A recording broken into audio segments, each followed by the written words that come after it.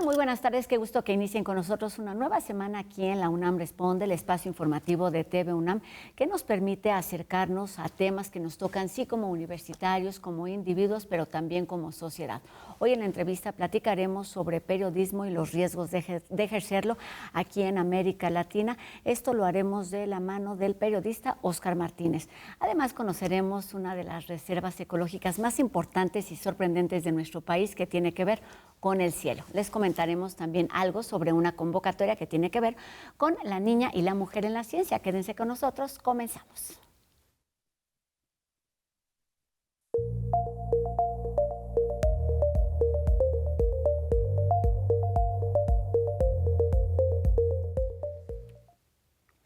Ejercer el periodismo en México y en América Latina implica en muchos casos caminar sobre una línea frágil entre el derecho a informar y el riesgo constante de violencia, de censura y de precariedad. Sobre estas realidades que tocan esta tarea profesional de alto valor social, platicamos el día de hoy con una de las voces más sólidas del periodismo contemporáneo, que ha dedicado su trabajo pues a contar esas historias que muchos prefieren no ver, relacionadas con la migración, el crimen organizado y el abuso de poder. Me refiero a Óscar Martínez, periodista y autor de libros como Los migrantes que no importan y Los muertos y el periodista. Óscar, ¿cómo estás? Muy bien, gracias por el interés. Un gusto estar aquí. Siempre has estado ahí en el panorama con esos temas, con esas voces que hablan de lo que no muy fácilmente está en los medios, hablando de periodismo. Y quisiera comenzar por ahí. ¿Qué implica para ti hablar de periodismo de investigación? ¿Es lo mismo, no es lo mismo, principalmente en países como los nuestros, en Centroamérica? Mira, el periodismo tiene varias funciones. Es decir, una función, por ejemplo, es informar que mañana van a cerrar una calle, informar que llovieron unos centímetros de agua o que cayeron tantos centímetros de nieve. Eso está bien, es una función del periodismo. El periodismo también puede opinar, hay secciones de opinión. Pero la función para mí más alta del periodismo es descubrir. Y descubrir es un verbo del periodismo de investigación, sobre todo en sociedades como las de las que somos parte, pues sociedades desiguales, corruptas, con gobiernos poco transparentes. En Centroamérica no se diga, pues. En Centroamérica hay dos dictaduras nada más, instaladas ahora mismo, pues la de Nayib Bukele, que es una dictadura muy sui generis, y la de Daniel Ortega, que está instalado en una dictadura absoluta desde hace un tiempo. Entonces, el verbo investigar, el verbo del periodismo investigativo es revelar, descubrir que ese presidente que asegura que lucha contra las mafias pactó con ellas durante años. Descubrir que eso que venden como un enfrentamiento entre policías y criminales fue más bien una masacre perpetrada por uniformados. Entonces yo creo que ese es el sentido muy sencillo, de una forma muy prosaica del periodismo de investigación, elegir un verbo, y ese verbo es ese, revelar. Y además llevarlo a cabo todos los días. ¿Qué implica esto? Es decir, ¿cuáles son los factores y los elementos que consideras a la hora de hacer este periodismo con un sentido social con respecto a las instituciones, a los gobiernos, a los públicos, a los lectores y al contexto social en el que se desarrolla? Mira, esto es una postura propia, no solo mía, del periódico. Nosotros creemos que al poder se le vigila, no se le aplaude. El poder ya tiene suficiente gente que le aplauda. Y que uno como periodista lo que debe hacer es vigilar al poder cuando el poder se ejerce. Nosotros hemos hecho eso durante años, hemos vigilado a gobiernos de derecha en la posguerra salvadoreña y nos habían tildado en aquel momento de comunistas. Hemos después vigilado cuando la izquierda llegó al poder, descubrimos también la corrupción del primer presidente de izquierda, que en un acto muy simbólico compraba vestidos, gastaba miles de dólares en Miami, en un centro comercial, para comprar vestidos para su esposa y su amante. Y después llegó Nayib Bukele, que fue de la izquierda, pero ahora dice que es de la ultraderecha, y cuando lo empezamos a vigilar tampoco le gustó. Entonces, ¿cuál es la actitud del periodismo? Pues tener una actitud crítica con el poder. Y yo creo que eso no implica inventarse cosas ni ser grandilocuente. Uno puede reconocer cuando un gobierno ha hecho un logro, pero creo que la posición del periodismo tiene que ser crítica. Quien no está buscando revelar no lo va a hacer. Quien no está buscando que una fuente le cuente una ulterioridad de una administración no va a lograr cosechar fuentes. Quien esté más preocupado por aplaudir, pues se va a quedar ahí en la plaza aplaudiendo. ¿Cómo se logra este proceso? Es decir, hay información que está ahí, hay veces que hay que darle seguimiento, no se trata solamente de darle voz a esos comunicados oficiales en cualquier país en donde nos encontremos. ¿Qué implica ese descubrir? Es que fíjate que yo siempre he dicho, siempre he pensado que el periodismo está lleno de dichos como este que decís, lo de darle voz a los comunicados, que es como la función que muchos creen. El periodismo no se trata de darle voz a nadie, ese es el trabajo de los otorrinolaringólogos. El periodismo se trata de revelar cosas, de reunir las piezas necesarias para contar una historia. Si esa historia logra incidir en la sociedad y cambiar la vida de alguien para mejor, excelente. Pero nosotros no podemos prometerle eso, para eso están los jueces, los fiscales, los funcionarios públicos. Nosotros revelamos, contamos cómo es una sociedad. También dicen que el periodismo es estar en el lugar indicado a la hora indicada. Ese es el trabajo de los repartidores de pizza. El trabajo de los periodistas es llegar a un lugar y poder entender algo, entenderlo, haber leído, tener contexto. Con el paso del tiempo nos hemos olvidado que el periodismo es una labor intelectual y que toda labor intelectual requiere de tiempo.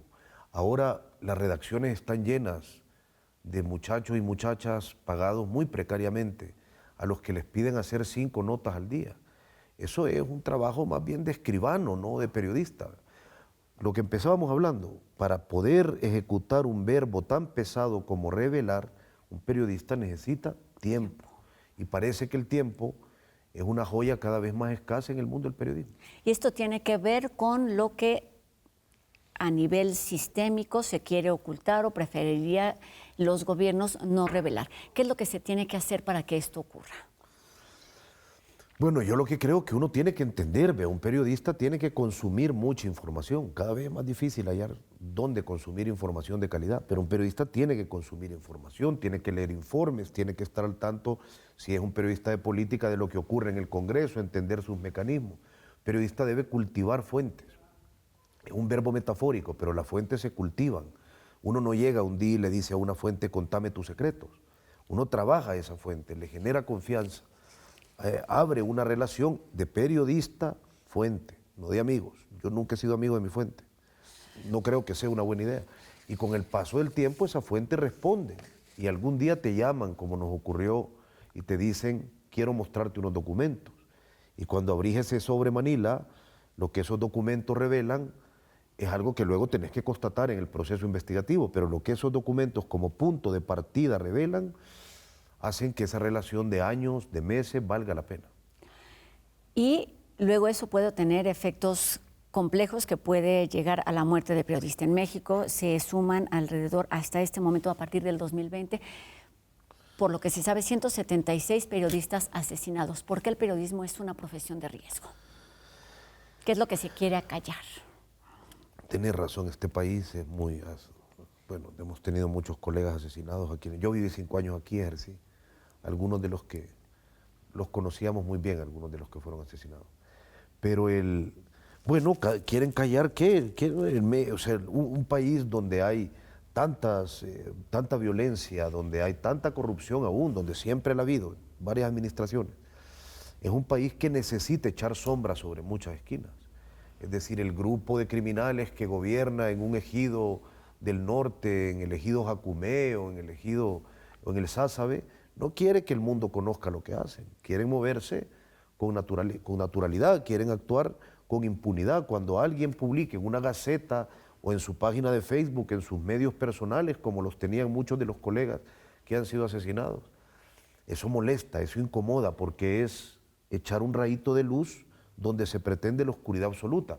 Ya no se diga cuando uno se mete con funcionarios públicos corruptos, gobernadores, diputados, alcaldes, que quieren ocultar la impunidad con la que funcionan. Y cuando un periodista echa luz sobre eso, pues ya sabes, hay dichos que puede sonar grosero, pero las alimañas se mueven en la oscuridad.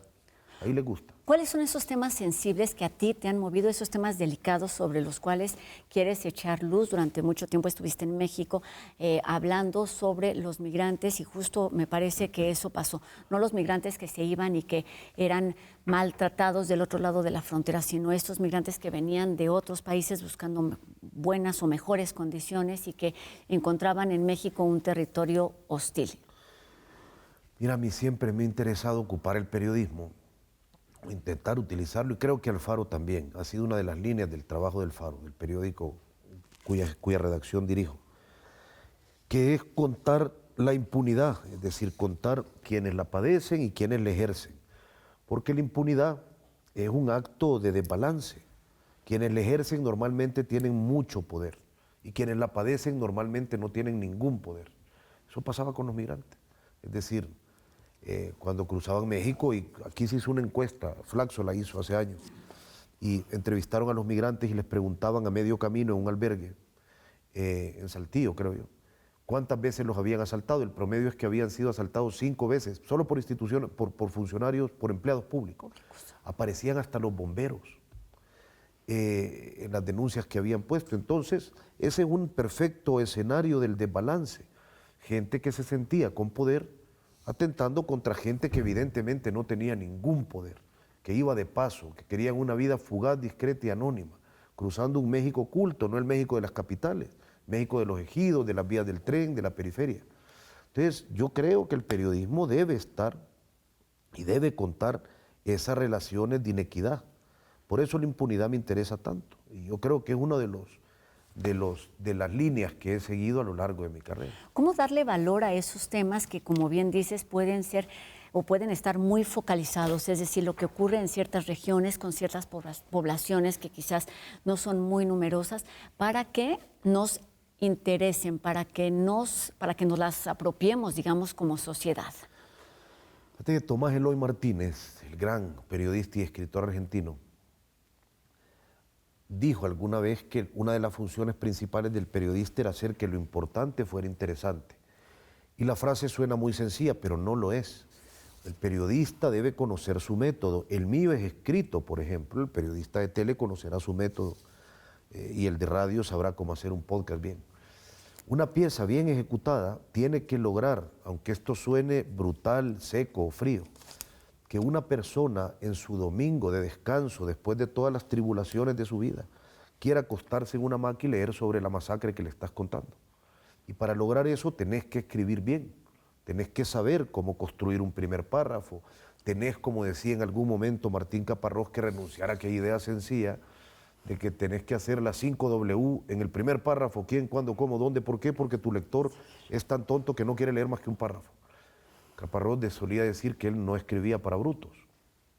Y yo creo que el periodismo debe lograr eso. La estética del periodismo no es un acto de vanidad. No se hace un documental con recursos potentes visuales porque uno quiera exhibir qué inteligente es. No se escribe con el adjetivo preciso para demostrarle a la gente que uno es listo. Se hace para lograr lo que decía Tomás Eloy Martínez, que lo importante sea interesante. El acto de componer periodismo, ya sea en video, en radio o escrito, es un acto ético. Si uno tiene una gran información y le escupe sobre la página, lo que uno está cometiendo es un acto de falta de ética. Estás haciendo que todas esas personas que te permitieron acceso a su tragedia no tengan ninguna oportunidad de permanecer, de perdurar a través de tus letras en los ojos de un lector. ¿Cuáles serán esos ingredientes que debe contarse o que deben considerarse para hacer hoy en día buen periodismo? Es una pregunta grande, pero mira, supongo que se aplicará a los demás recursos. Yo, por ejemplo, en periodismo escrito hay una muy sencilla. Ese es el tuyo. Yo sé que va a sonar a cantaleta, que se las han repetido 1000 veces a los colegas jóvenes que estudian el oficio. Periodista que no lee nunca lo va a lograr. Si un periodista que ahora está intentando hacer periodismo por las noches se traga 40.000 reels de redes sociales y lee un libro en 3 meses, nunca va a lograr escribir bien. Y eso es un hecho. Quien no lee, no escribe. Quien no lea y no devore libros y no lea del oficio y no sepa y haya visto en las técnicas de los demás cómo se hace crónica y no haya leído a Guillermo Prieto, a John Lee Anderson, a Martín Caparrós, y no haya leído Operación Masacre de Rodolfo Walsh, y no haya leído Marcela Turati en México, no lo va a lograr. Hay bases, hay bases. Oscar, nos queda muy poco tiempo para terminar. ¿Consideras que el periodismo es una especie o está vinculado de alguna manera con el activismo, con la resistencia, con la memoria? Porque además, por ejemplo, tú además de hacer ese periodismo escrito, has publicado libros, obras con otro aliento, con otra intención. muchos colegas no están de acuerdo con lo que voy a decir. Yo creo que el periodismo y el activismo son distintos. Yo respeto profundamente el activismo, pero tiene un verbo diferente al periodismo. El activismo defiende, salva, denuncia. El periodismo revela, cuenta, informa. Los verbos son distintos y por lo tanto el método para lograr esos verbos es distinto. Yo respeto mucho a los activistas y me nutro de muchos de ellos, pero no creo que el periodismo sea activismo. Creo que el periodismo es un oficio. ¿Resistencia? Eso sí. Por ejemplo, nosotros que hemos ejercido en una dictadura, para ejercer hemos tenido que resistir los embates del poder, que nos ha querido desde asesinar hasta encarcelar.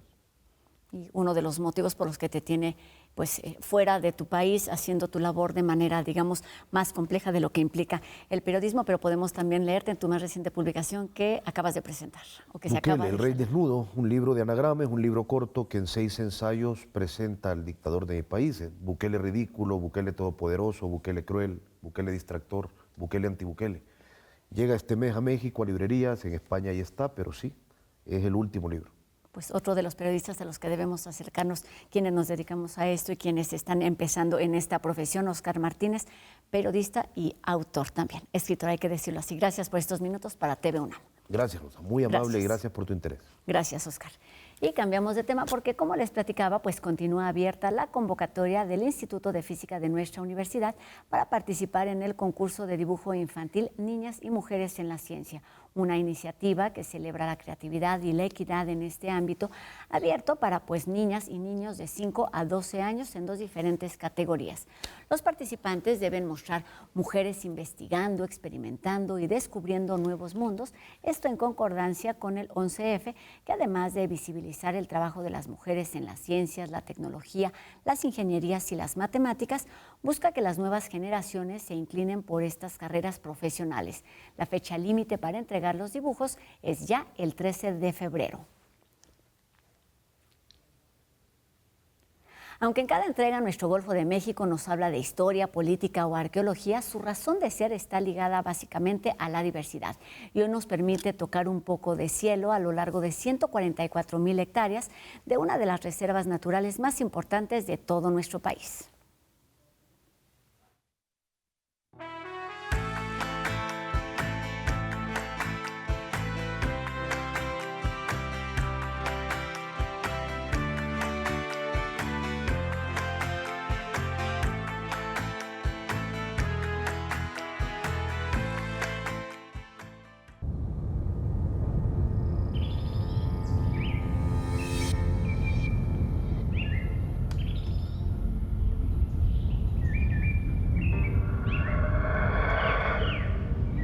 En el corazón del noreste de México, en el estado de Tamaulipas, se encuentra uno de los tesoros más importantes del país, la reserva de la biosfera El Cielo.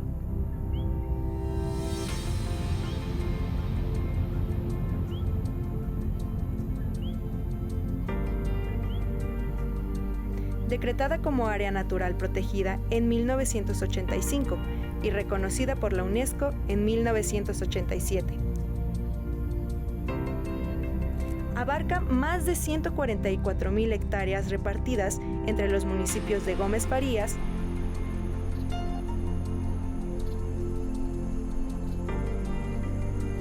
Ocampo,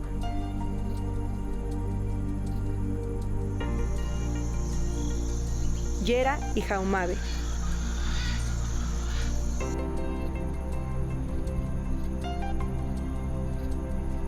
El cielo se asienta en las montañas de la Sierra Madre Oriental. En su vertiente oeste, que recibe poca lluvia, se encuentran bosques de pino piñonero y distintos tipos de vegetación de climas secos.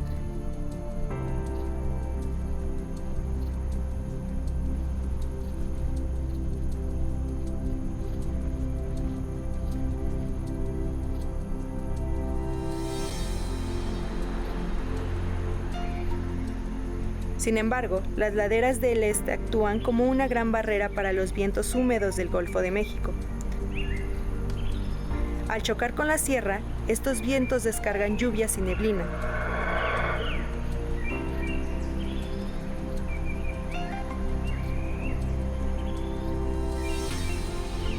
Creando un ambiente excepcionalmente húmedo.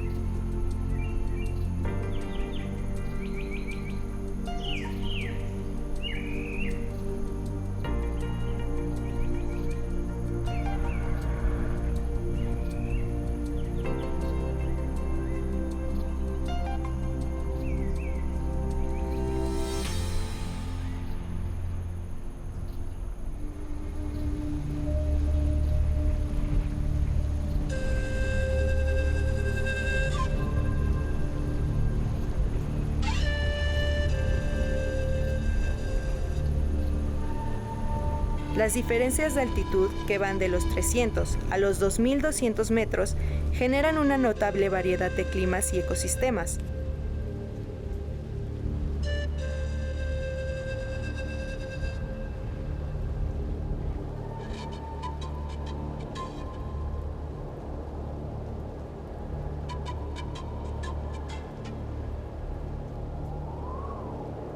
En las zonas bajas predominan condiciones cálidas con estaciones marcadas de lluvia y sequías, donde prosperan yucas, agaves y cactáceas.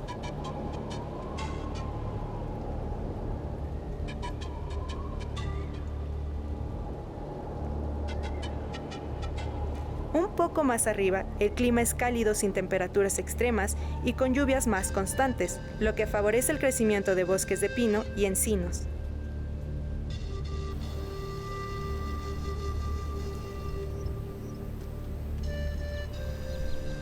En la parte más alta de la sierra, el clima es templado y húmedo todo el año, con niveles de humedad superiores al 90%.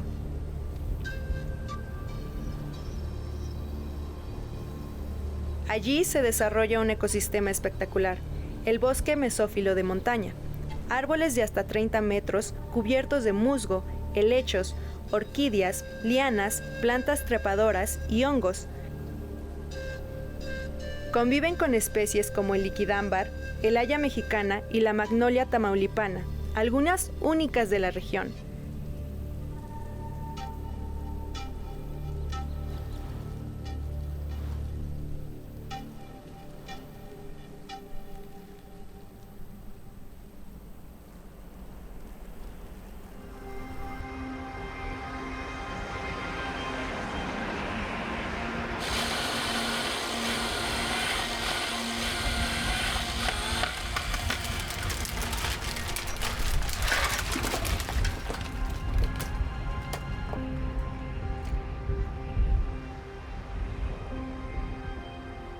La deforestación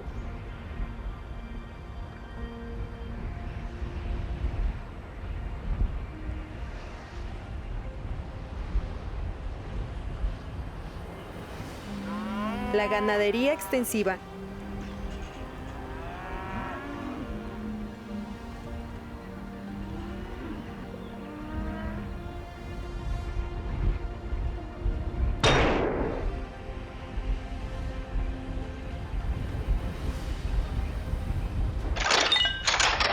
la caza furtiva y un turismo mal manejado representan amenazas importantes para la conservación de este sitio. Más allá de su biodiversidad, el cielo es un lugar de encuentro entre dos mundos biogeográficos, la región neártica y la neotropical.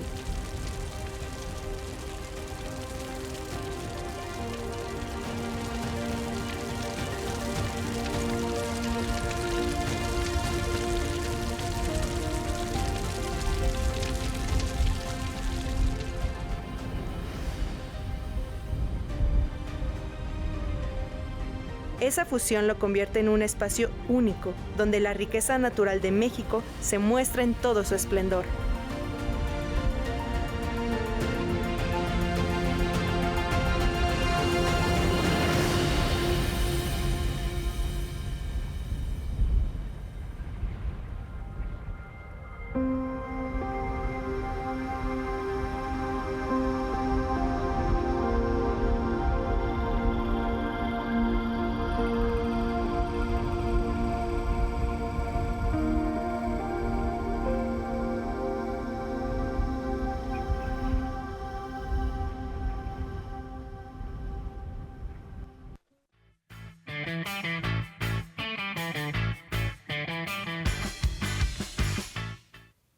Con este programa de contrastes terminamos, o comenzamos más bien la semana, y los invitamos a que lo sigan haciendo a lo largo de los días. Agradecemos a Fernanda Ramírez su participación en la interpretación de lengua de señas mexicana, y también les recuerdo que nuestras redes sociales están abiertas en todo momento para que nos hagan llegar sus dudas, sus comentarios, y sigamos haciendo juntos La UNAM Responde. Y recuerden que cada vez está más cerca la edición número 47 de la Feria Internacional del Libro del Palacio de Minería.